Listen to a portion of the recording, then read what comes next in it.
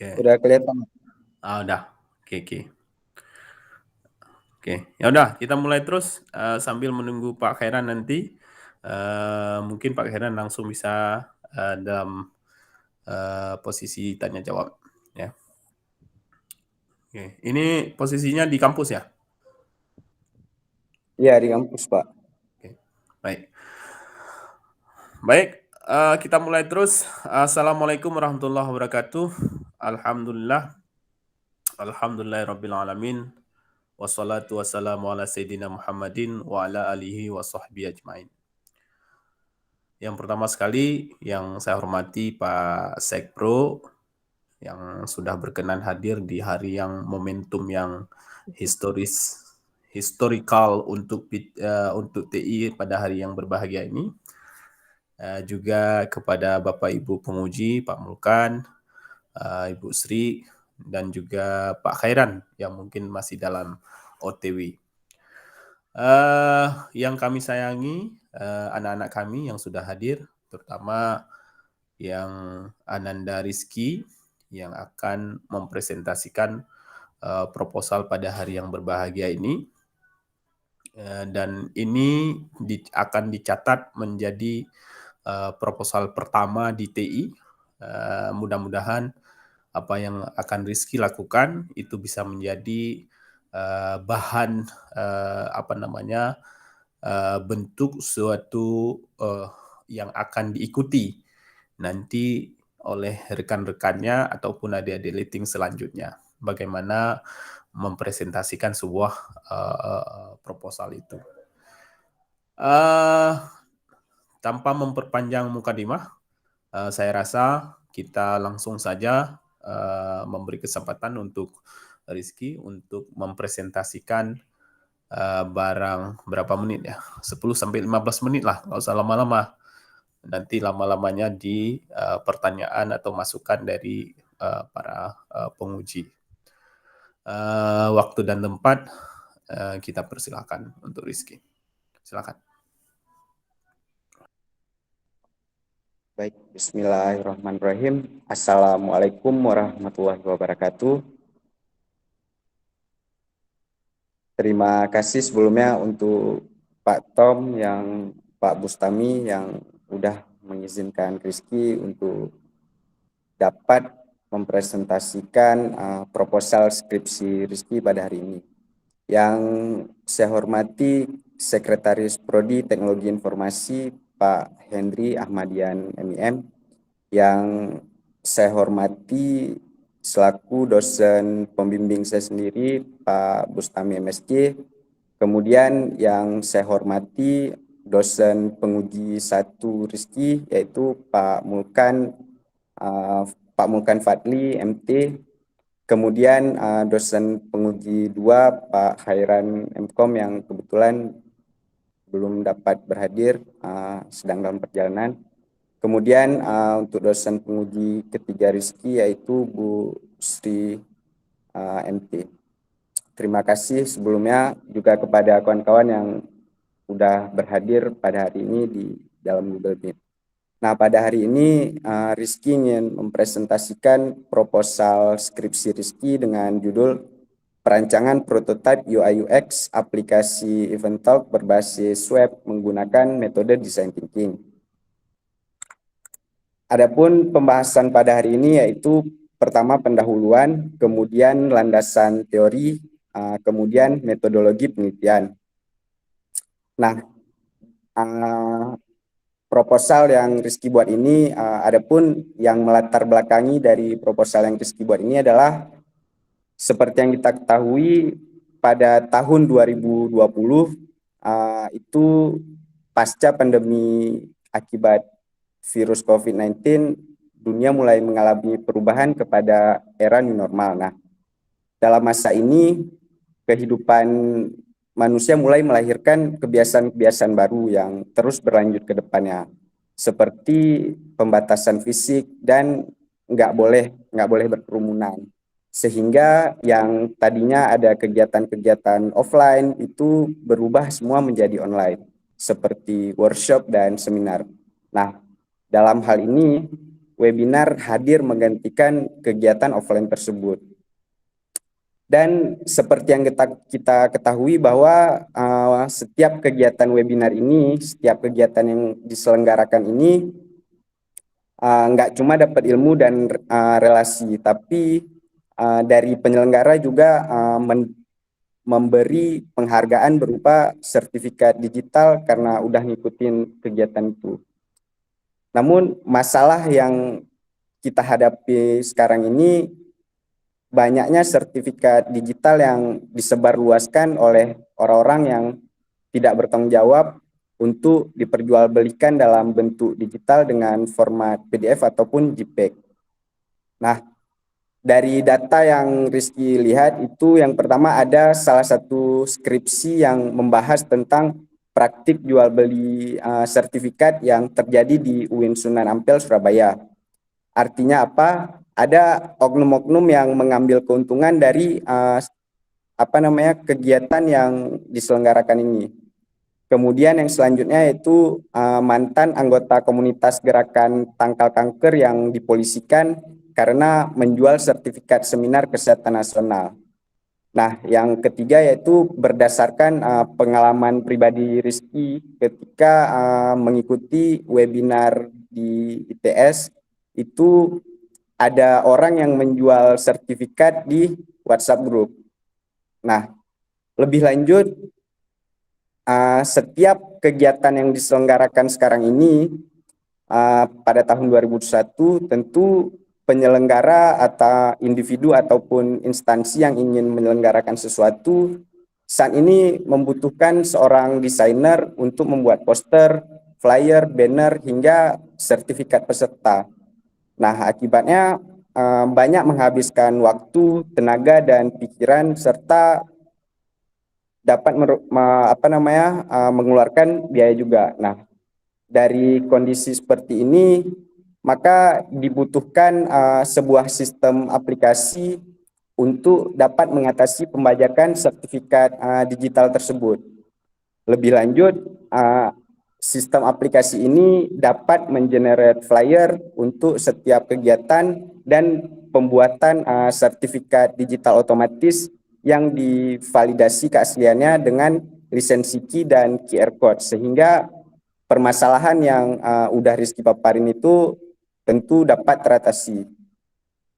Nah, ya dari sebelum pembuatan sistem aplikasi tersebut, tentu saja diperlukan sebuah perancangan desain user interface dan user experience untuk aplikasi tersebut. Nah, dari UI UX tersebut kemudian baru dikembangkan menjadi sebuah aplikasi yang siap digunakan untuk mengatasi masalah-masalah tersebut. Kemudian ada rumusan masalah, yaitu bagaimana perancangan prototipe UI UX aplikasi Eventalk berbasis web.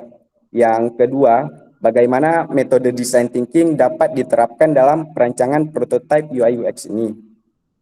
Kemudian batasan masalah di sini yaitu Rizky hanya membuat prototipe UI UX tanpa membuat lebih lanjut sistem aplikasinya. Software yang Rizky gunain yaitu software Figma. Kemudian tujuan penelitian yang pertama merancang prototipe UI UX aplikasi Eventalk berbasis web. Yang kedua menerapkan metode design thinking dalam perancangan prototipe UI UX. Kemudian manfaat penelitian yaitu bagi Rizky sendiri tentu saja untuk menambah ilmu pengetahuan dan wawasan lebih luas tentang UI UX untuk penelitian ini. Kemudian untuk bagi instansi harapannya dapat menjadi referensi dan memberikan pengaruh yang besar untuk pengembangan yang belum terselesaikan dalam bidang UI UX. Kemudian bab 2 ada landasan teori. Yang pertama ada prototype, yaitu gambaran dari sebuah desain bagaimana pengguna dapat berinteraksi dengan user interface secara nyata.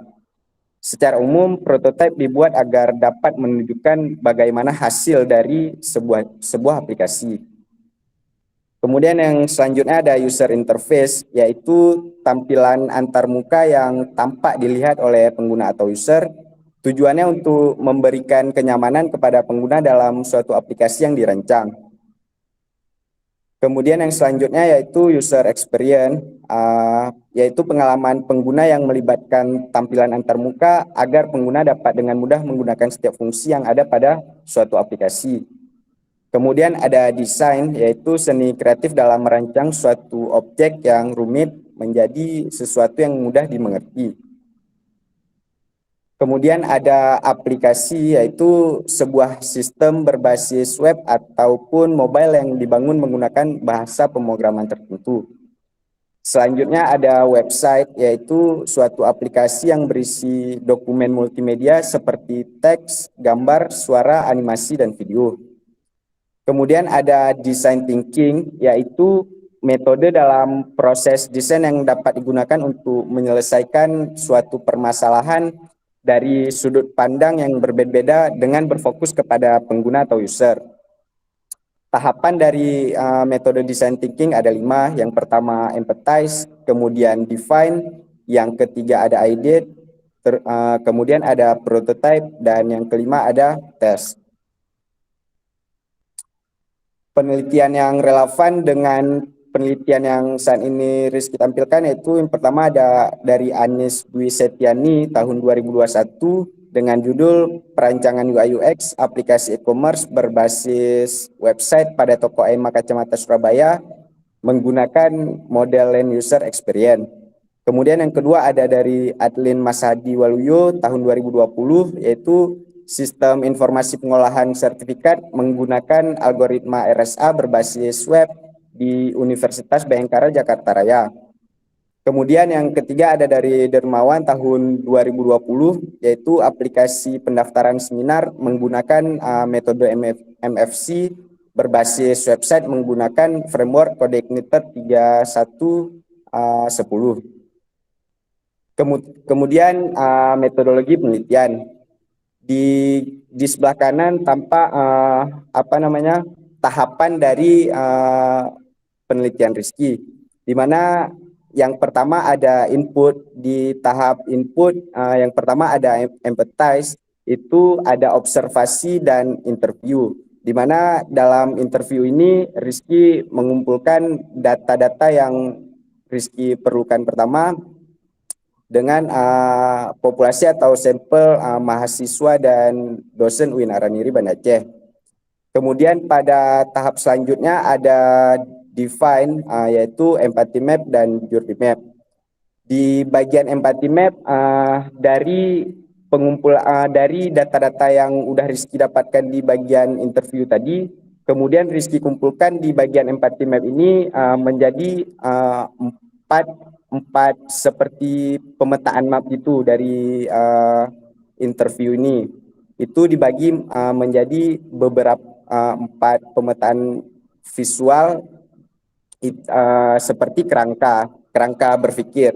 Kemudian ada journey map, ini semacam peta visual juga untuk mendapatkan gambaran tentang apa yang user cari atau lebih ke fitur-fitur yang bakal user dapatkan nantinya dalam perancangan website yang Rizky buat ini. Kemudian di tahap ID ada mind map, ini kerangka berpikir yang bakal Rizky kembangin mulai dari permasalahan awal hingga fitur-fitur. Kemudian ada user flow, ini adalah tahap langkah-langkah yang Rizky buat ketika user menggunakan suatu produk nantinya. Kemudian di tahap prototype ada Lofi wireframe, ini merupakan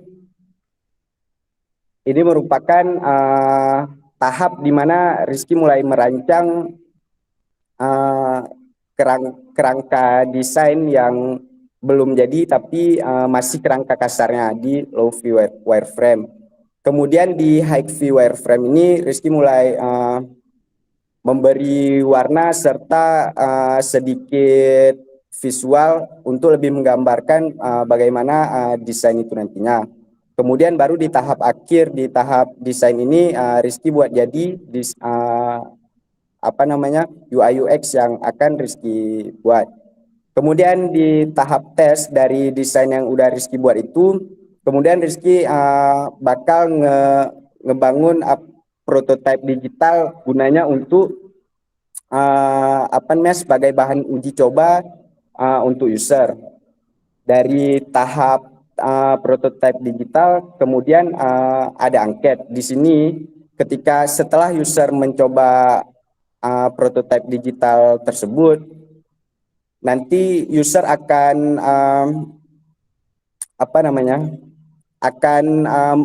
survei dari hasil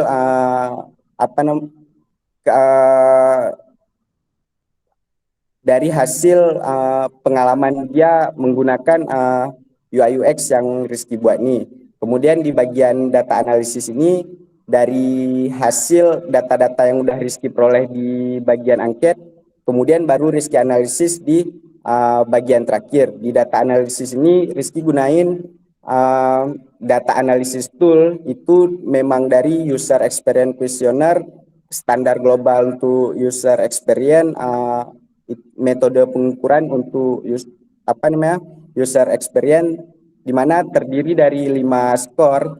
Itu ada bad, below average, kemudian above average, good, dan excellent. Nah, ketika Rizky udah mendapatkan data-data tersebut, kemudian Rizky buat kondisi di sini. Apakah desainnya udah sesuai dalam artian ketika data tersebut mencapai angka excellent, itu berarti udah sesuai, kemudian selesai. Jika belum sesuai, maka Rizky akan mengulangi lagi ke tahap define, di mana mencari kembali apa masalah yang terjadi sehingga nggak sesuai dengan user. Kemudian di tahap final design,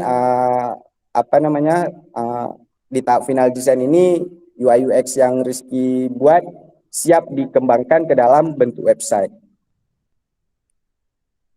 Nah, untuk waktu dan tempat sendiri, work plan dari Rizky yaitu September sampai dengan Oktober 2021, di mana Rizky buat selama 7 minggu. Dalam 1 minggunya Rizky ambil 4 hari, dari mulai hari Senin sampai hari Kamis. Kemudian tempatnya di UIN Araniri, Banda Aceh. Alat dan bahan yang Rizky gunain yaitu 1 unit laptop pribadi Asus VivoBook, kemudian pensil, kertas HVS A4, serta software Figma. Demikian presentasi dari Rizky. Terima kasih. Oke, baik. Terima kasih Rizky sudah mempresentasikan proposal tugas akhirnya. Saya rasa akan ada banyak masukan, pertanyaan ataupun penguatan dari para penguji hari ini. Langsung saja kita mulai yang pertama dari penguji pertama, yaitu Pak Mulkan. Selanjutnya akan dilanjutkan oleh Pak Khairan, dan berikutnya dilanjutkan sama Ibu Sri. Tergantung dari Pak Khairan sudah masuk atau belum. Oke, untuk Pak Mulkan, saya persilakan.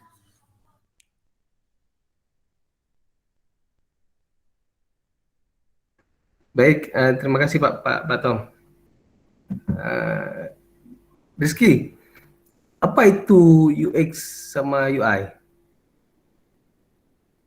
Ya Pak, jadi UI dan UX itu user interface dan user experience, di mana dalam hal ini UI dan UX ini satu kesatuan yang menghasilkan sebuah perancangan desain yang sempurna.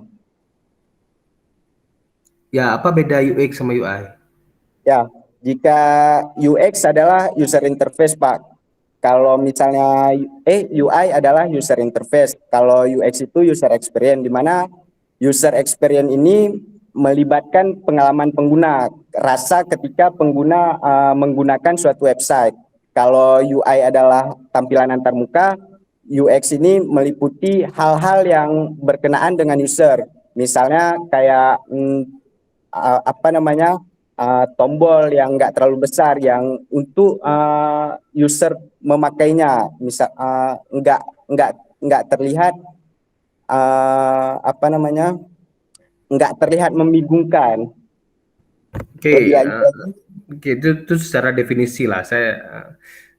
Kalau kamu bilang tadi kan UX itu user experience kan. Saya nggak terlalu mengkritisi tulisan ya. Saya nggak terlalu mengkritisi tulisan.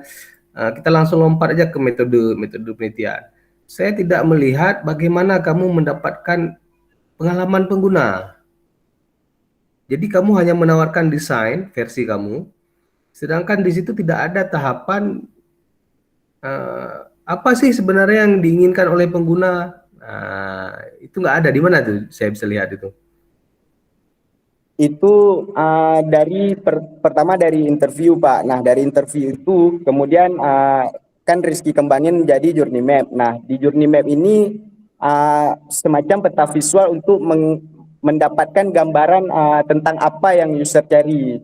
Lebih ke fiturnya juga di situ, Pak. Ya, di emphasize itu ya. Iya, Pak. Ya, sebaiknya jangan pakai istilah emphasize itu. Gunakan aja istilah versi kamu. Pengumpulan data awal misalkan judulnya. Jadi di situ tahapannya apa? Observasi, wawancara. Nah, nah sebaiknya lagi di dalam proposal itu kamu sudah ada contoh tampilan yang bakal kamu tawarkan. Nah, sebaiknya ya di proposal itu kalau kita ngomong UI itu, ketika ngomongin proposal itu kamu sudah punya template lah, sudah punya template yang kamu usulkan. Nah, jadi di sini penguji udah punya gambaran, oh tampilannya seperti ini. Nah, udah ada itu. Pakai CSS Belum, saja Pak. atau apa gitu kan. Nah, kemudian tampilan itu ditawarkan ke responden kamu. Siapa penggunanya misalkan, targetnya siapa, pemilihan responden gimana. Nah, ini nggak terlihat di sini. Sehingga responden itu memberikan masukan terhadap apa yang kamu tawarkan.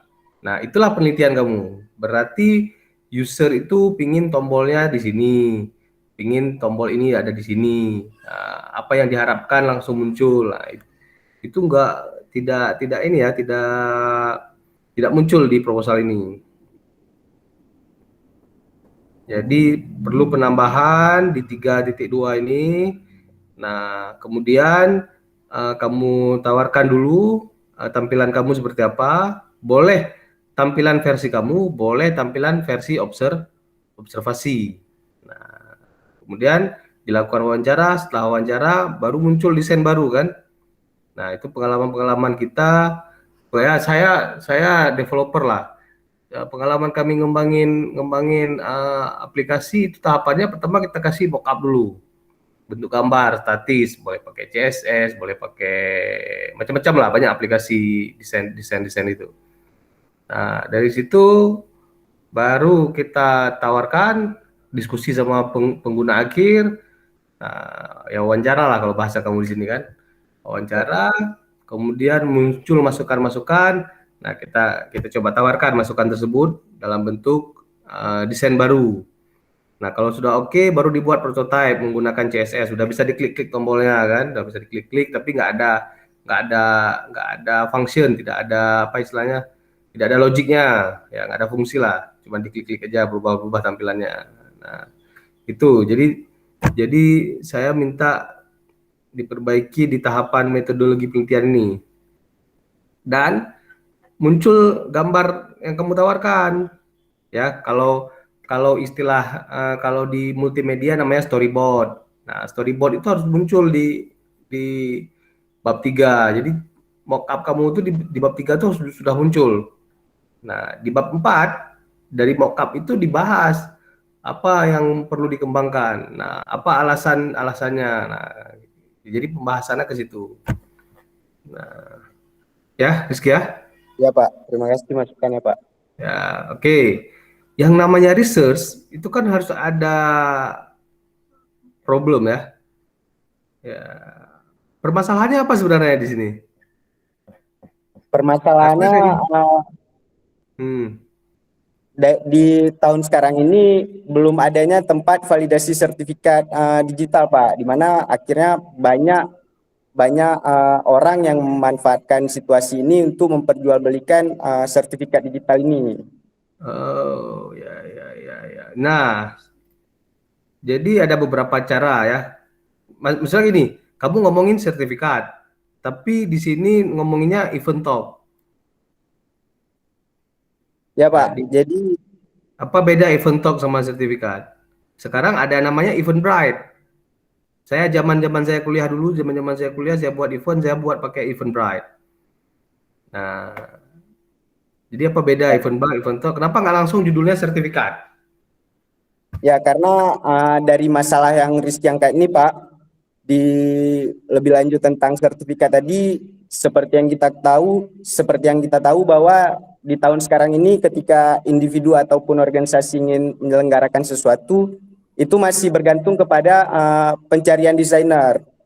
Mau buat event itu cari desainer, harus merancang ini. Nah, di sini Rizky menawarkan dari masalah ini bagaimana sebuah sistem bisa di-generate otomatis untuk flyer. Jadi untuk kedepannya setiap event yang ada itu nggak lagi harus membutuhkan seorang desainer untuk membuat event. Gitu Sama kira-kira. seperti sama seperti apa tuh? Kalau sekarang buat template itu yang dibuat sama si Mulkan anak anak Unsia itu siapa namanya tuh? Uh, Tweetbond. Nah, kayak Tweetbond gitu. kalau kalau Twibbon kan masih manual tuh Pak desainnya. Manual. Ya, Jadi judul judul sama masalah nggak nyambung nih. kalau dari judulnya yang Rizky buat, event talk ini apa namanya? Maksudnya adalah ketika mau menyelenggarakan sebuah event, kemudian di dalamnya juga include sertifikat tadi, validasi dari sertifikat, itu Betul, Pak. betul, betul. Itu kan setelah setelah orang baca judul tanya sama kamu gitu kan. Ya, Iya ini Pak. kira-kira buat apa sih? Rizky, oh saya buat ini. Nah, baru tahu kan. Jadi judulnya ini nggak menjual. Nah, belum menjual ke akar permasalahan si sertifikat, si flyer. Nah, belum belum terlalu menjual ya. Jadi hmm, coba diskusi sama pembimbing satu, gimana judulnya ini supaya dia kena ke permasalahan. Nah, di cerita kamu ada sertifikat, ada flyer, tapi rumusan masalahnya nggak ada. Bagaimana perancangan prototipe UI UX aplikasi event talk berbasis web diterapkan? Nah, nggak ada masalah sertifikatnya nih. Nah, tapi Karena di latar belakang ada sertifikat, ada haki, ada macam-macam. Tapi begitu masuk ke rumusan masalah, malah yang kamu angkat isunya di latar belakang nggak ada. Ini nggak sinkron ya. Terus batasan masalah pembahasan sesuai dengan judul. Judul dalam latar belakang telah penulis Sulaika, maka penulis yang bertutur ya perancangan UI dan UX-nya di sisi apa? Tanpa membuat lebih lanjut aplikasi. Ya, aplikasi cuma kamu cuma buat template-nya aja kan. Nah, jadi template selesai di template. ya Pak. Jadi di software Software Figma. Hmm, merancang. Nah, ini saya di rumusan masalah aja nih. Kurang menjual. Tapi kalau baca cerita latar belakangnya menarik. Ya, baca cerita latar belakangnya menarik. Oh, ada masalah ini memang harus diselesaikan masalahnya. Nah, kira-kira menyelesaikannya gimana? Nah, kalau Unsia mereka untuk sertifikat asli itu dipasang barcode. Tidak cukup dengan barcode. Jadi barcode itu diarahkan ke satu situs yang ada di Unsia. Kemudian di situs itu dibilang menyatakan benar bahwa saudara Rizky telah mengikuti seminar sekian. Nah, itu dia. Coba saya tunjukkan sertifikat Unsia ya. Mana ya? Kemudian pertanyaan-pertanyaan sewaktu wawancara nanti itu kamu harus sudah punya juga di metodologi penelitian. Jadi di bab 3 tuh sudah proposal itu sebenarnya bab 3 tuh sudah lengkap, siap, ready to fight lah, sudah siap bertempur di situ kan.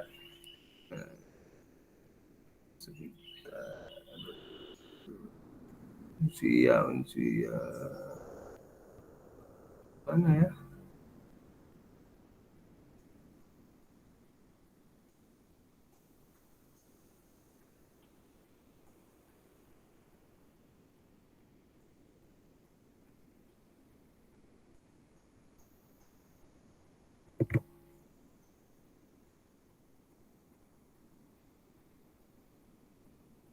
Nggak tahu lagi saya sertifikat unsiah itu dari mana saya taruh. Oke, nantilah kita coba diskusi. Jadi sertifikat unsiah itu ada barcode, tinggal scan aja barcode itu langsung tervalidasi dia. Nah, apa benar apa tidak. Nah, itu langkah-langkah yang dilakukan oleh unsiah. Nah, ya Rizky, dari saya masukannya perbaiki judul, perbaiki latar belakang rumusan masalahnya, sesuaikan dengan latar belakang yang ada sertifikat palsu, penjualan sertifikat dan sebagainya. Kemudian flyer, nah, itu dimunculkan di latar belakang masalah. Yang paling penting karena ini UI dan UX ini kan dia lebih banyak ke survei ya, banyak ke wawancara, user experience itu bagaimana. Nah, jadi metode itu yang kamu munculkan. Perbanyak bagaimana template kamu tawarkan, terus bagaimana skema kamu melakukan wawancara, kira-kira pertanyaannya apa saja. Nah, kemudian kalau orang mau merasakan menggunakan aplikasi, experience ya, merasakan, kira-kira kamu akan taruh di mana aplikasi itu, apakah si Figma itu punya fitur yang bisa diakses oleh responden kamu. Nah, itu diperjelas lagi di latar belakang. Baik, Pak Tom, dari saya demikian, Pak. Oke, baik. Terima kasih Pak Mulkan. Sudah banyak hal yang tadi jadi masukan untuk Rizky. Mohon dicatat baik-baik semuanya. Poin-poin tentang masukan-masukan dari Pak Mulkan, terutama di latar belakang, judul, dan rumusan masalah. Saya rasa itu masukan yang sangat baik untuk menyempurnakan proposal dari Rizky. Terima kasih Pak Mulkan. Selanjutnya, apakah Pak Khairan sudah bergabung atau belum? Seri aja bro dulu. Seri dulu. Oh bro ini udah gabung bro. Udah makan bro? Itulah saya ini masih puasa nih. Oh puasa, oke. Masa Jumat? Oh puasa Daud hari ini ya Pak? Enggak, Rizky kirim lontong nanti ya. Oke. Nanti sore ya di Grab aja, Grab food aja.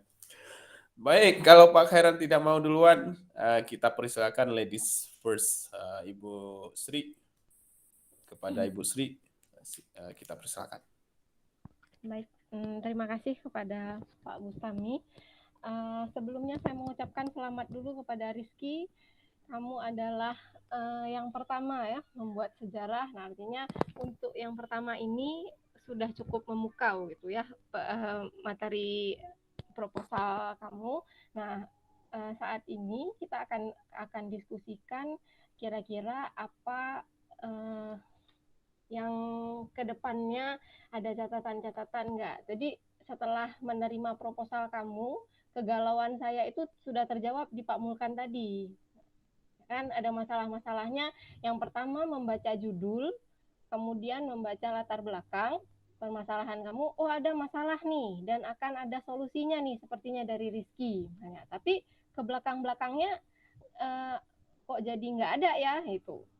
Oh ternyata dia buat UI UX-nya aja misalnya. Ya memang untuk menghasilkan satu aplikasi yang panjang itu dibelah dua lah dulu stepnya. Kamu buat UI UX-nya, nanti mungkin orang lain bisa melanjutkan buat aplikasinya. Tapi kemudian yang menjadi masalah adalah isi-isi proposal yang kamu jelaskan itu belum sejelas apa yang mau kamu kerjakan. Dari poin-poinnya yang Pak Mulkan sampaikan tadi. Misalnya tadi di masalahnya, ya kan, masalahnya kamu cerita-cerita nih sekarang sertifikat jadi malah beredar takutnya penyalahgunaan misalnya, kan?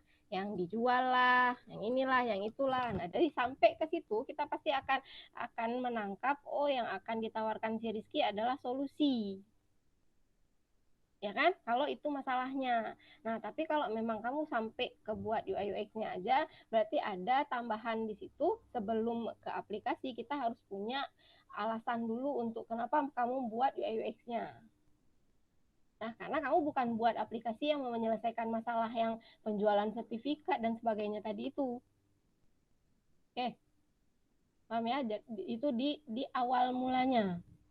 Nah, jadi masalah nggak kalau kita buat UI UX-nya? Nggak masalah, memang itu sudah cukup untuk menjadi satu skripsi misalnya. Tapi yang kamu angkat di latar belakang itu belum menjelaskan kalau kamu mau buat ininya. Nah, tapi masalah kamu kegedean masalah gitu dengan apa yang akan kamu kerjakan. Kamu kerjakan nggak sampai ke situ. Nah, yang kamu kerjakan boleh, nah, tapi alasannya harus lebih jelas di awal tuh. Oke? Nah, kemudian sama kayak tadi Pak Muka bilang, harusnya sudah ada nih rencana UI UX-nya itu seperti apa. Ya kan? Nah, misalnya kalau lah belum punya sendiri, misalnya kamu udah ada nggak tadi yang relevannya punya siapa tadi ya? Yang pertama di jurnal referensi kamu punya siapa tadi yang pertama? Ya, punyanya ini, Bu.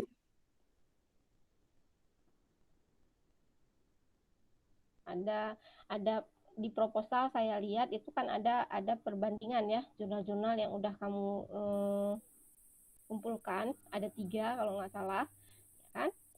Ya.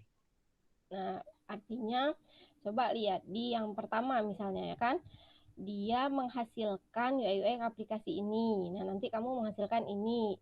Maksud saya gini, yang kedua misalnya menghasilkan sistem informasi pengolahan sertifikat. Nah, di punya kamu cuma buat UI UX-nya. Ya, kemudian di yang ketiga misalnya menghasilkan aplikasi pendaftaran seminar ini. Punya kamu cuma buat merancang UI UX-nya. Nah, artinya kalau kita membawa referensi ya, referensi punya jurnal-jurnal sebelumnya, misal nih si A udah buat tentang ini, punya kamu yang menjadi bedanya ada lebihnya dari punya dia gitu. Artinya apa yang kurang dari punya dia ada bentuk pengembangan, bukan artinya dia buat A kamu buat B. Nah, tapi misalnya jangan sampai ada referensi yang udah buat sampai ke aplikasi-aplikasinya, tapi kamu malah buat kulitnya aja di luar. Nah, itu kan malah dari orang yang sudah buat besar kamu mengecilkan. Paham? Nah, jadi mengacu pada referensi itu, referensi yang bisa kamu jadikan ini dia udah buat seperti ini. Oh, maka saya bisa buat pengembangan sedikit seperti ini. Nah, itu menjadi catatannya. Tapi kalau kamu mengambil referensi, orang udah buat sangat bagus, kamu malah mengambil sebagian kecilnya. Kan lucu.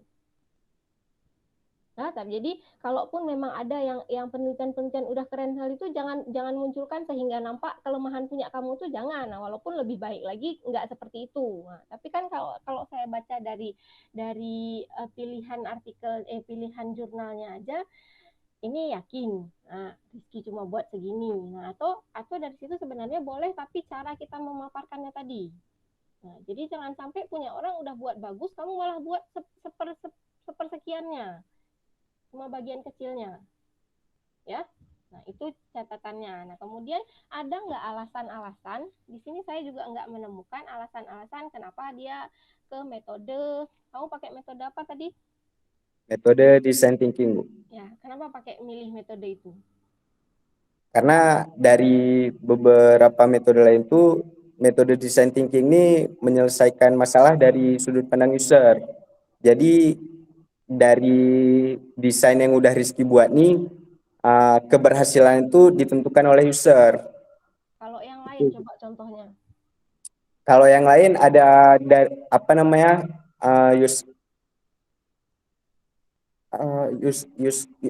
usability. Kalau misalnya pakai metode dari usability itu UI, dia penulis cuman membuat merancang tanpa tahu kayak mana kondisi dari user yang membutuhkan. Nah, kamu tahu nggak bedanya kalau yang usability itu cocoknya ke yang seperti apa? Kemudian kalau kamu yang rencana ke depannya ini untuk yang sertifikat dan sebagainya itu adalah cocoknya dengan design thinking. Misalnya tahu nggak tuh? Bisa nggak mempertanggungjawabkan pemilihan metode kamu yang ini cocok dengan metode ini? Ya, kalau untuk Rizky sendiri Bu, saya ini kenapa Rizky pilih metode design thinking? Karena dari latar belakang yang Rizky bawa ini, metode design thinking ini yang paling menggambarkan bagaimana situasi yang penelitian yang Rizky buat, Bu. Nah, Jadi jurnal mana yang menunjukkan itu? Kan nggak mungkin cuma alasan dalam kita melakukan suatu penelitian itu kan bukan perasaan kita yang ini cocoknya nih. Nah, nggak bisa gitu kan? Nah, ya. kita harus punya alasan-alasan ilmiahnya. Artinya ketika kita kita punya nih pemikiran yang metode ini nih yang cocoknya, ditambah lagi dengan data-data yang misalnya ada yang buat aplikasi ini hasilnya seperti ini, maka nggak cukup cuma dengan rasa-rasanya metode ini yang cocok buat ini, karena nggak bisa ya. Nah, itulah fungsi jurnal-jurnal yang relevan tadi. Cara kamu mengambil alasan, ataupun sebagai pertimbangan, rujukan, acuan kamu, nah fungsinya dari situ. Ya, jadi jurnal-jurnal kan ini yang selain yang kamu ambil di sini 3, saya lihat juga di daftar pustakanya banyak tuh ya. Nah, itu kan harusnya juga menjadi awal ide kamu kan setelah membaca-baca ya. Oke. Nah, itu catatan saya. Jadi selebihnya tadi yang ini tambahan aja sedikit. Nah, jadi yang lebih pokoknya lagi tadi tuh saya setuju seperti Pak Mukan gitu. Kalau memang kamu buat ini UI UX-nya, artinya rancangannya itu juga untuk membuat UI UX gitu. Jadi ketika saya baca ini juga ini udah luar biasa nih istilah-istilah yang kamu ambil misalnya. Ya kan? Tapi sederhananya, jadi dia kapan taunya, dari mana taunya user experience itu, nah, itu nggak kelihatan di situ. Oke, jadi kan buku ataupun laporan, baik itu proposal atau nanti deskripsi kita, merupakan laporan yang kemudian menjadi rujukan bagi orang lain lagi. Jadi yang paling paham itu memang kamu, tapi bagaimana kamu bisa menuangkan itu dalam laporan, orang lain menjadi paham. Ya, nah kalau hari ini fungsinya seminar proposal itu ya, itu kan untuk meluruskan, artinya samakan dulu persepsi kita nih, betul nggak maksud kamu bikin ini. Nah, karena apa, kadang suka salah paham apa yang ditulis dengan apa yang maksud kamu. Ya, jadi kita sudah dapat apa yang mau kamu lakukan, ya, tapi kemudian dalam menyampaikan itu di proposalnya itu masih ada beberapa yang harus diperbaiki. Ya, jadi kayak coba lihat di proposal aja, sebenarnya kalau mengambil permasalahannya sejak seperti yang kamu jelaskan udah lebih baik gitu. Jadi masalah ini nggak mulai sejak fenomena banyaknya webinar misalnya ya, banyaknya sertifikat. Nah, dari situ start permasalahan kamu kan. Tapi kalau di proposal lihat kamu nulis kemana-mana dulu. Nah, jadi yang nggak penting itu ya udah nggak usah gitu. To the point. Nah, to the point artinya boleh potong singkat tapi jangan sampai mengurangi isinya. Ya, jadi itu perhatian juga, pelajaran untuk Rizky dan teman-teman yang lainnya juga. Ketika menulis itu kita benar-benar apa yang mau kita lakukan, nggak perlu di latar belakang tuh cerita dulu kemana-mana. Ya, di situ di paragraf awal-awal kamu malah saya menduga apa nanti ini akan membahas kekurangan teknologi apa ya kan, di awal-awal itu ada kamu masukkan itu. Jadi itu sudah terlalu umum dan jauh dengan apa yang mau kamu kerjakan, itu nggak usah. Oke, langsung ke yang masalah tadi, masalah ya sejak sejak pasca pandemi misalnya, maupun sampai saat ini misalnya masih ada fenomena-fenomena itu. Dan kemudian yang menjadi rumusan masalah kamu nanti kan kamu mau buat UI UX-nya. Jadi kamu bukan mau menyelesaikan masalah gimana sertifikat itu validasinya oke, nggak bisa disebarluaskan dengan diperjualbelikan. Nah, jadi kalau masalahnya itu ya terjawab dengan kayak Pak Mulkan bilang tadi, ya ada barcode-nya misalnya di sertifikatnya, selesai kan. Tapi inti yang mau kamu buat bukan itu. Nah, kamu mau kasih desain ininya. Nah, berarti alasan-alasan kenapa penting ada UI UX itu. Ya, dan itu belum muncul di proposal kamu. Oke, sementara dari saya itu dulu. Pak Tom. Oke, baik. Terima kasih Bu Sri yang sudah memberikan masukan yang luar biasa ya. Maksudnya ini masukan-masukan yang tidak kalah pentingnya seperti masukan dari Pak Mulkan tadi. Semua masukan ini jangan dianggap bagian dari bullying. Maksudnya ini adalah masukan untuk membuat proposalnya menjadi lebih baik. Dan untuk kawan-kawan yang sedang di dalam forum, ini bukan bentuk pengujian Rizky ya. Ini bentuk dari penyempurnaan sebuah proposal. Jadi jangan gara-gara dosen banyak bertanya, banyak memasukkan, jadi takut untuk membuat proposal, apalagi mengajukan judul. Mohon jangan menjadi ini ya. Ini adalah bagian dari pembelajaran dan untuk kebaikan sebuah proposal. Dan itu harus dilakukan memang. Oke. Mumpung yang pertama gitu. Jadi Itu mewariskan kesalahan-kesalahan gitu. Jangan that's ada the point. That's the dosa-dosa point. jariah gitu ya. Betul, Jadi that's nanti the point. Rizky dinonton ini luar biasa, nanti kawan-kawan udah paling paten nih punya proposal Rizky. Iya, udah cukup sangat bagus untuk yang ukuran pertama. Tapi kita punya catatan-catatan ya, yang kemudian diperbaiki untuk yang kedepannya. Oke. Itu that's the point. Itu yang ingin saya sampaikan bahwa dan dari awal saya sudah jelaskan ke Rizky jangankan isinya, Rizky tulisannya pun harus bisa dijadikan referensi untuk kawan-kawan. Jadi memang harus betul-betul disempurnakan. Begitu kira-kira. Baik, terima kasih Bu Sri. Selanjutnya the last but not least Pak Khairan Mkom, apakah sudah hafal ya Bu? Oke. Silakan Pak Khairan. Terima kasih kepada Ketua Sidang Pak Bustami ya. Jadi saya mohon maaf ya kepada Rizky, saya telat karena harus ke klinik ya. Anak saya memasukkan Lego ke hidung. Aduh, bagaimana story-nya? Apakah sudah keluar? Udah keluar, udah ditarik ke dokter. Oke. Sehingga saya bisa ikut ujian lah ya. Jadi mohon maaf Rizky ya. Iya Pak. Baik Rizky ya, ini seperti yang sudah disampaikan oleh Pak Tom ya, Pak Mulkan, Bu Sri tadi ya. Ini Rizky, ini kalau saya bilang proyek awal ya, proposal, jadi ya proposalnya harus dicuci ya. Dicuci, direndam ya, diulek-ulek supaya nanti jadi contoh ya untuk teman-teman yang lain.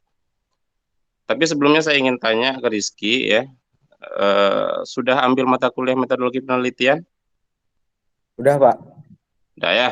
Oke, kalau Udah. sudah berarti sudah bisa lah ini dicuci ulang ya. Oke Rizky, tadi dari sisi proyek pengerjaan UX ya, kemudian UI-nya dan lain sebagainya sudah disampaikan oleh Pak Mulkan dan Bu Sri ya. Saya lebih ke arah risetnya ya, ke penelitiannya, step-stepnya itu seperti apa ya. Jadi karena Rizky sudah ambil metodologi penelitian ya, penelitian itu kira-kira pengertiannya apa itu? Menurut Rizky gimana itu penelitian itu? Penelitian bisa berarti hal-hal yang kita perbarui lagi, bisa juga berangkat dari latar belakang masalah yang terjadi Pak. Ketika ada latar belakang masalah yang terjadi, maka kita angkat menjadi sebuah penelitian. Oke ya, kalau saya bilang hampir betul ya. Kalau saya ambil pengertian dari KBBI ya, jadi Kamus Besar Bahasa Indonesia, penelitian itu artinya penyelidikan ya yang dilakukan tersistematis, kritis, dan ilmiah. Nah, sekarang kita tarik bolnya ya, kita hitamkan di ilmiahnya. Artinya Rizky ingin menyelidiki sebuah masalah tersistematis, kritis dengan cara-cara yang ilmiah. Jadi tidak peduli ya, tidak peduli Rizky mau buat apa, sebesar apapun itu ya. Orang ketika ingin baca hasil penelitian Rizky akan lihat dari sisi ilmiahnya. Betul ya? Itu pengertian resmi dari KBBI. Nah baik, sekarang kita bedah satu-satu ya. Mulai dari kalau saya kaji tadi sudah ditanyakan juga sama Pak Mulkan ya, oleh Bu Sri tadi, permasalahan penelitian Rizky apa? Permasalahannya sekarang ini banyak kali sertifikat digital itu yang disebarluaskan, Pak. Padahal kan sebetulnya nggak boleh. Nah, dari penyebaran ini orang ini oknum ini mengambil keuntungan dari sertifikat digital nih yang seharusnya ilegal. Oke ya, itu kira-kira permasalahan di lapangan atau permasalahan penelitian? Permasalahan di lapangan yang Rizky temukan, Pak. Oke, itu permasalahan di lapangan. Terus permasalahan penelitian Rizky apa? Permasalahan penelitian Rizky berangkat dari masalah yang tadi itu, Pak. Jadi kan diperlukan sebuah sistem aplikasi untuk mengatasi hal tersebut. Namun batasan masalah di sini Rizky nggak buat sistemnya, tapi terlebih dahulu buat UI UX ini untuk selanjutnya bisa dikembangkan ke dalam sebuah aplikasi. Oke ya, jadi itu bukan permasalahan penelitian. Kalau saya tanya ulang misalnya, di mana Rizky menemukan permasalahan penelitiannya? Di mana Rizky temukan persoalan penelitian Rizky? Dari kalau dari Rizky sendiri itu Pak, ketika ngikutin webinar di TS, jadi ada orang yang menyebarluaskan sertifikat, memperjualbelikan sertifikat. Oke, itu bukan. Tadi kan Rizky sudah jawab, itu permasalahan di lapangan, itu bukan permasalahan penelitian. Permasalahan penelitian nggak bisa Rizky cari di lapangan. Permasalahan penelitian harus Rizky cari di hasil penelitian. Di mana carinya? Ya artikel ilmiah, jurnal, dan lain sebagainya. Oke, Rizky punya permasalahan di lapangan ya. Tapi kan itu ya permasalahan real di lapangan ya. Orang nggak mau tahu, terserah permasalahannya mau seperti apa ya. Tapi tadi kan ilmiah yang orang mau lihat. Jadi orang mau potret seperti apa penyelesaian ilmiahnya. Yang orang akan potret permasalahan ilmiahnya seperti apa. Nah, permasalahan ilmiah dia tidak bisa dicari dari lapangan, dia harus dicari dari jurnal. Itu makanya ya, terkadang ketika belajar metodologi penelitian, dosen metodologi penelitian itu menyarankan mahasiswa untuk membaca jurnal sebanyak-banyaknya ya. Bahkan ada yang merekomendasikan untuk S1 itu minimal 20 jurnal. Itu untuk apa? Salah satunya untuk memetakan kira-kira persoalan penelitian dari jurnal itu ya seperti apa, gapnya di mana. Nah itu nanti baru Rizky kaitkan sama yang permasalahan di lapangan tadi seperti apa. Sebenarnya Rizky sudah menemukan itu ya, Rizky sudah buat di judulnya. Ya, Rizky persoalan penelitiannya sebenarnya bukan karena banyak dibajak, sertifikatnya banyak hilang. Oke lah itu memang masalah gitu ya yang harus diselesaikan. Tapi masalah Rizky sebenarnya ada di apa namanya tadi thinking apa? Metode design thinking. Metode design thinking itu yang harus Rizky munculkan di latar belakang. Jadi seperti itu dia. Oke di pengantarnya ya, Rizky temukan bahwa memang di keadaan nyatanya, persoalan penelitian Rizky itu memang dihadapi oleh orang kebanyakan. Ya. adanya pembajakan, sertifikat diperjualbelikan tadi, oke ya, orang akan percaya.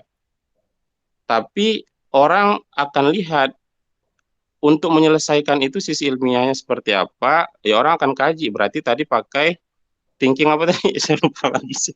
Metode design thinking. Design thinking ya. Orang akan lihat, oke, dia untuk menyelesaikan itu dia pakai metode design thinking. Orang akan kejar lagi.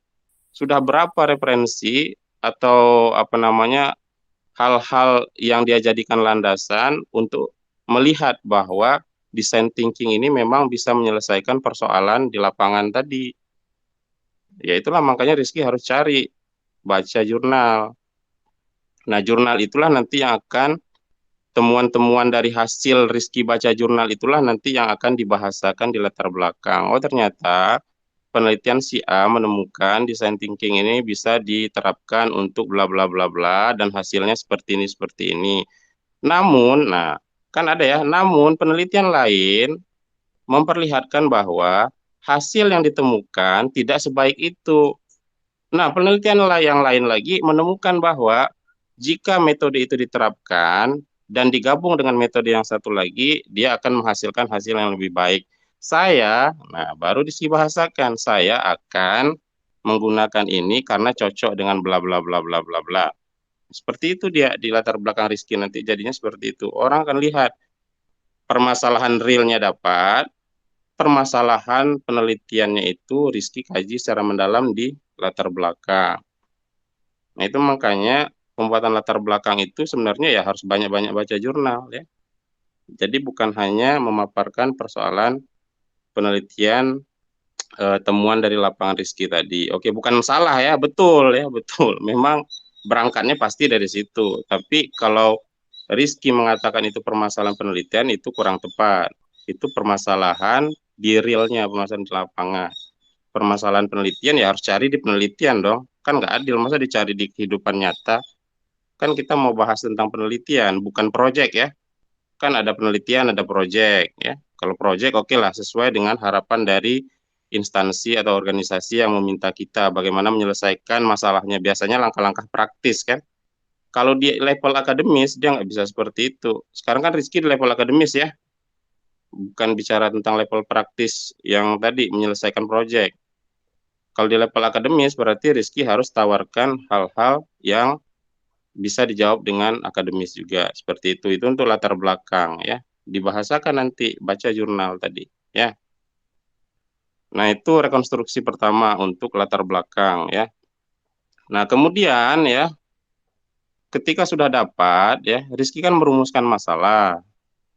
Nah, rumusan masalah penelitian ya, itu ya tadi dikaitkan dengan temuan-temuan permasalahan penelitian tadi. Nah, tadi pakai apa tadi? Pakai design thinking ya, untuk apa ya, itulah pokoknya dibahasakan lah sesuai dengan temuan penelitian dari hasil Rizky baca jurnal tadi. Oke ya, dapat rumusan masalahnya ya. Kemudian baru Rizky harus tentukan tools atau alat bantu apa ya. Kalau bahasa di penelitiannya tadi lah ya, step-stepnya di metodologi tadi, di metode penelitian tadi kan Rizky ada buatkan ya. Nah, di langkah-langkah tadi ya, tools atau alat bantu apa yang bisa bantu Rizky untuk menjawab hasil penelitian tadi. Nah, tadi Rizky sudah sebutkan ya, pakai apa tadi? Pakai angket katanya tadi ya, betul ya? Ya, Pak. Nah, pakai angket dan lain sebagainya gitu ya. Nah, itu harus Rizky tentukan, harus baca lagi ya. Kalau untuk mengetahui teori silakan baca buku ya.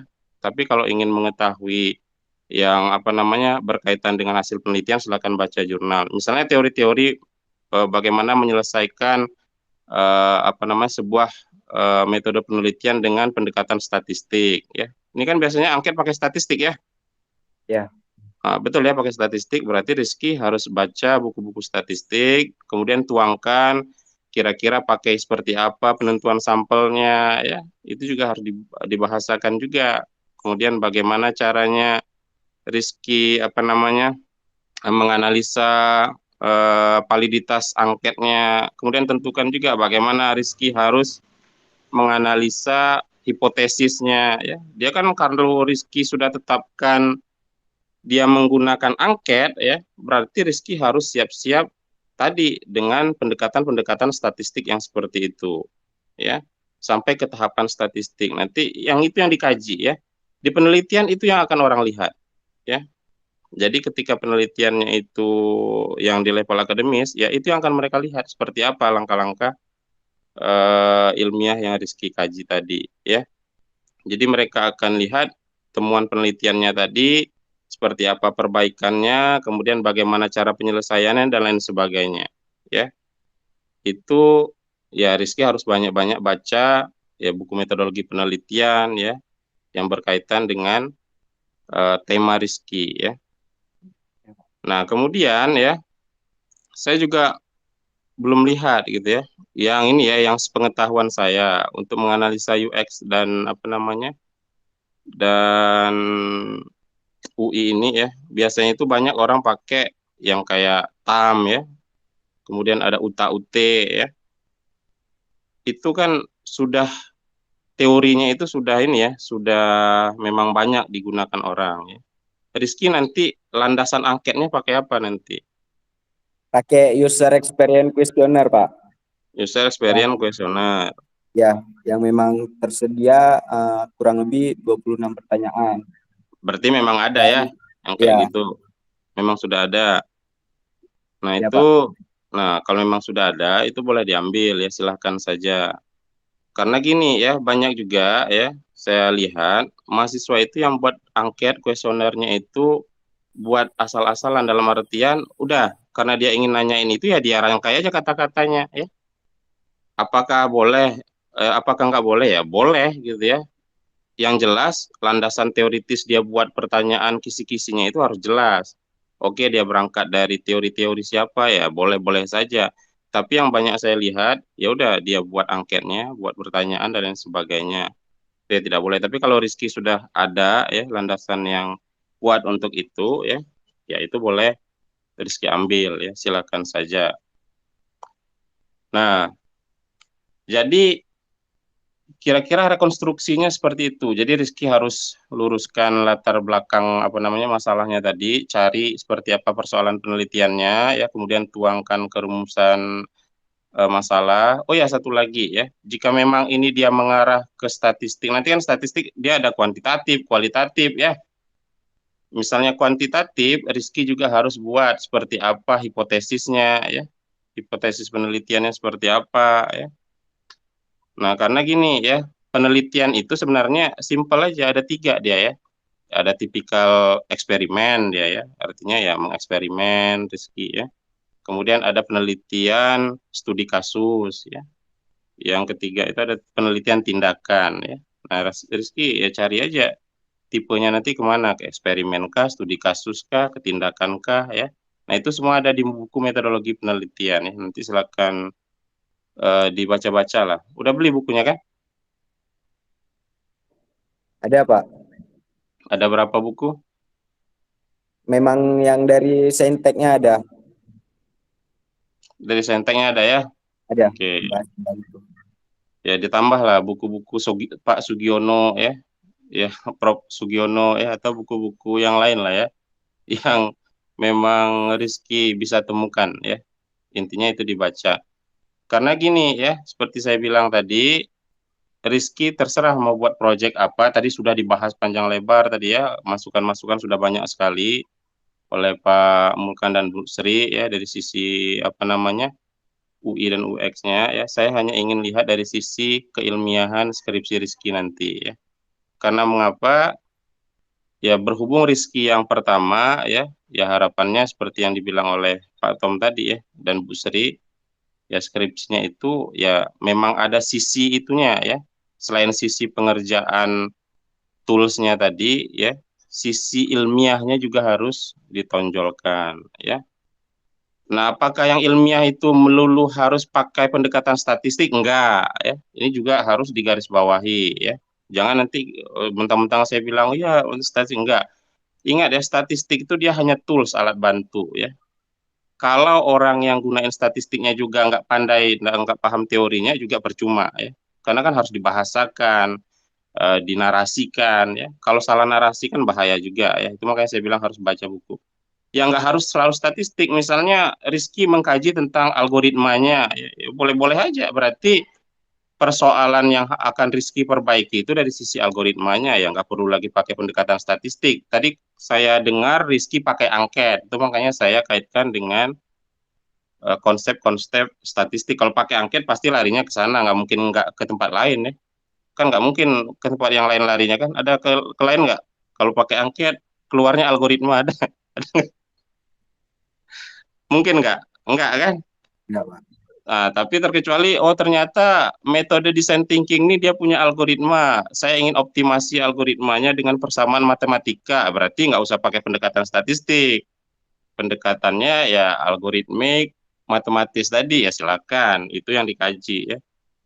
Nah, yang tidak boleh itu Rizky tidak menerapkan metode-metode ilmiah tadi, baik statistik atau kajian-kajian tentang metode algoritmik tadi. Ya, Rizky cuman buat proyeknya saja lah kasarnya seperti itu ya. Misalnya, oke, saya ingin desain web saja, udah selesai webnya selesai ya.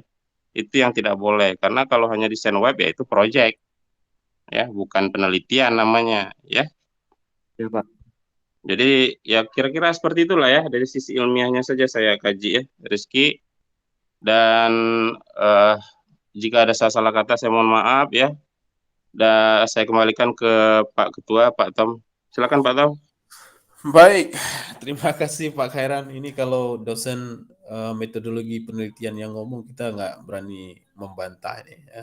Dari definisi saja beliau itu langsung ambil dari buku besar Kamus Bahasa Indonesia. Jadi KKBI-nya langsung dibawa, itu ada di atas meja beliau. Jadi jangan mencoba-coba membantah beliau. Oke, baik. Terima kasih Pak Khairan. Masukan yang tidak kalah penting juga ini dari dua masukan dari Pak Mulkan sama Ibu Sri tadi. Jadi lebih menekankan kepada keilmiahan dari penelitian Rizky. Dan saya rasa tiga masukan dari ketiga penguji kita ini, insya Allah ini akan menjadi bahan Rizky setelah sidang ini, setelah seminar ini untuk diperbaiki dan selanjutnya dilanjutkan kepada proses penelitian. Dan semuanya itu adalah untuk kesempurnaan dari sebuah proposal. Saya rasa semua yang sudah masukan yang sudah diberikan oleh Bapak Ibu penguji itu bukan hanya jadi pembelajaran untuk Rizky sendiri untuk memperbaiki proposal, tetapi juga untuk kawan-kawan semua, termasuk saya, termasuk semua kawan-kawan yang hadir di sini. Mohon dicatat baik-baik yang nantinya insya Allah semua poin-poin itu bisa diimplementasikan pada proposal masing-masing. Ya. Saya rasa tidak ada lagi yang ada pertanyaan 1-2 dari mahasiswa mungkin. Dari penguji sudah, apakah ada yang mau bertanya dari mahasiswa? Kita buka satu saja sebelum kita Pak Tom, tutup. Ya, orang nih masih penonton nih ada form ini kan, keikutsertaan kan? itu yang apa yang disebarkan sama Pak Hendri tadi ya? Ya, Ya, jadi harus ada form keikutsertaan untuk bukti mereka sudah pernah nonton seminar gitu kan? Betul. Itu di-record aja, di-record di itu. Nanti dihitung, Rodi bisa menghitung sendiri. sudah saya sebarkan Pak Mukan. Oke. Siap, terima kasih, Pak.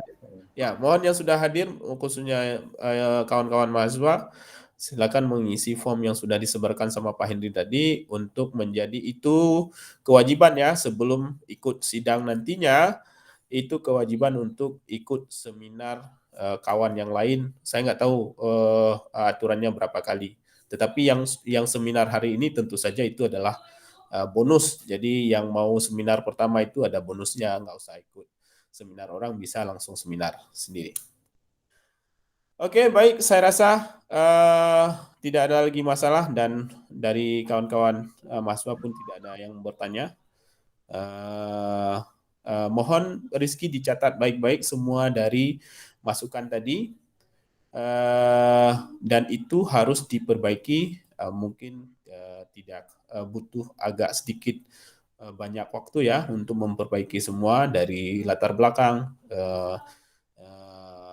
rumusan masalah, dari keilmiahan, dari segi referensi tadi Bu Sri, terus dari segi kuesioner, dari segi mock-up. Jadi itu harus sempurna diperbaiki sebelum dilanjutkan ke proses penelitiannya.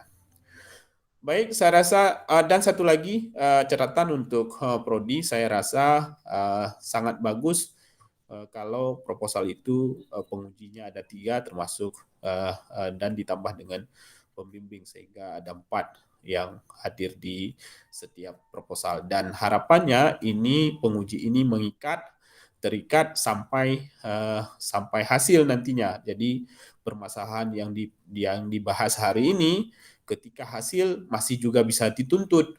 Jadi jangan ketika nanti sidang diganti dengan penguji yang lain yang saya rasa itu akan memblurkan masalah. Sebaiknya ditetapkan saja dari penguji proposal dan penguji hasil itu sama. Begitu kira-kira. Ya.